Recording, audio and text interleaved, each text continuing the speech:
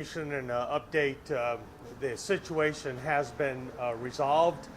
A little more information about how it transpired. I talked to a couple of my detectives at the command post, and again, very preliminary information is that an individual who was at the scene told us that our suspect had started the barn on fire, and when neighbors came over to assist, not knowing why or how the barn was on fire. And apparently the suspect had been firing a gun throughout the day, but just target practicing, not necessarily shooting at any person or anything other than targets.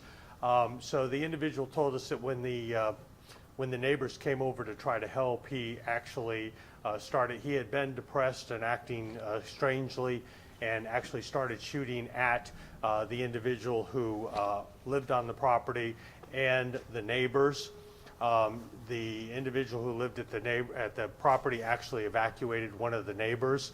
The other neighbor is the one who was on the scene that we had to tactically extract during the confrontation. As I told you earlier, we confirmed he was in the house and that he was moving about the house. Hostage negotiators got close and tried to make contact with him. He completely refused to acknowledge our existence or in any way communicate with us. At least that's the initial information we got. We tried over and over and over again, and he just would not acknowledge. So we went to try to take him into custody. I'm not sure exactly what transpired. We're still going to have to talk to the deputies, because the deputies on the scene are still at the house and finishing up a search of the house and so forth. But preliminary information is at least 2 deputies fired their weapons.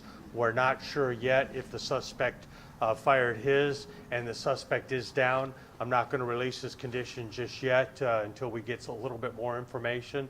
But the situation is totally resolved at this point. The suspect is no longer a threat and is been taken into custody. So, I don't know if I can answer any other questions. Again, give you a little more information about what happened prior to us getting there. But again, that's very preliminary, and detectives are in the process now. We're trying to do a neighborhood canvass and double check that all the neighbors are accounted for, and get any information they may have about what transpired just prior to and during the shooting. So what's the message for the community at this point? Well, the message to the community at this point is that, especially this particular area, there is no more danger. The individual is no longer a threat. We definitely believe we have all the victims accounted for. And so at this time, the situation is resolved. Unfortunately, we could not resolve it peacefully. There were shots fired, and as we get more information about exactly what happened with the interaction with deputies, we'll be releasing that. FDLE was actually already on the scene, an agent, a representative, along with the state fire marshal and ATF.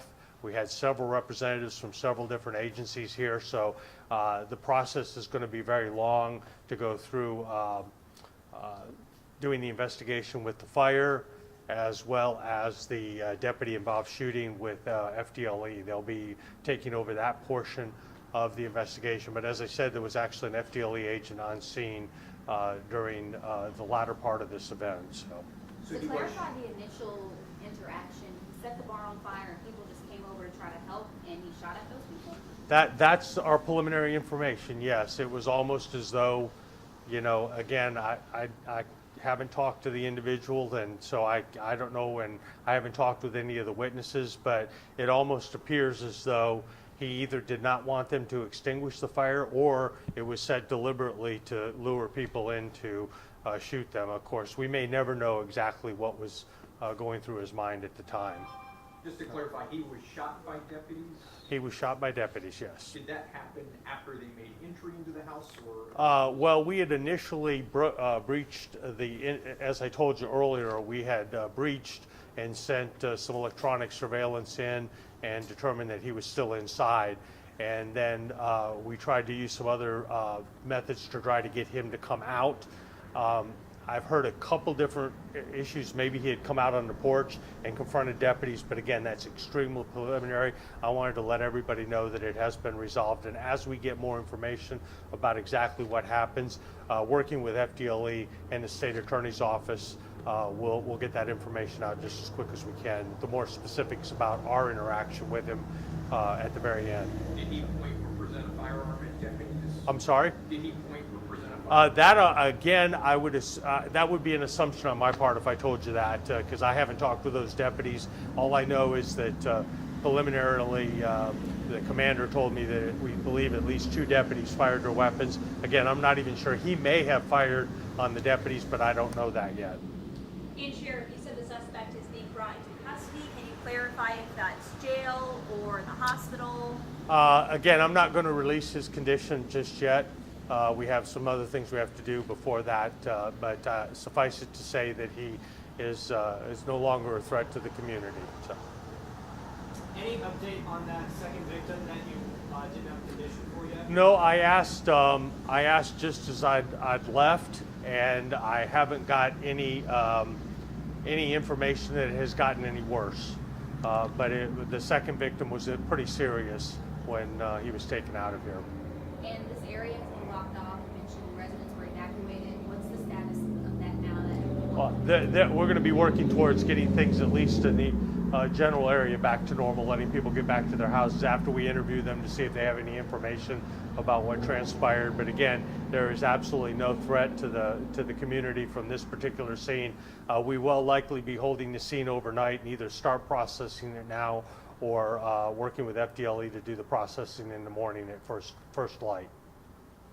Okay. How frustrating is that neighbors rush to help and then were the victims of this crime? Yeah, how quickly? Or how frustrating is Oh, how frustrating. Yes, absolutely. And I think, again, we talked about active shooter, and I didn't know exactly what the sequence. I did know the barn was on fire. I didn't know it happened prior to them being shot or at the same time or after.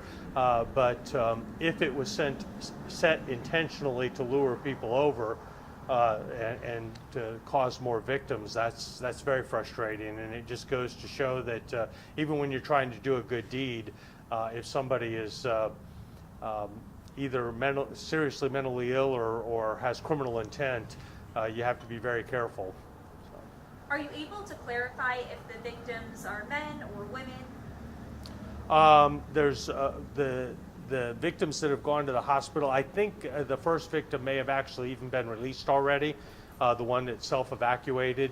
But there was a man and a woman. The woman is the one that was self-evacuated, and the man is the one that's still in hospital. Can't release any more than that for Marcy's Law reasons. Okay? All right. Thank you all very much. Just pay attention to our social media feed and media releases, and if there's any additional information that we can get approved to be released from FDLE and the state attorney's office, we'll get it out to you as soon as we can. Thank you all. Thanks, Sheriff. Thank you.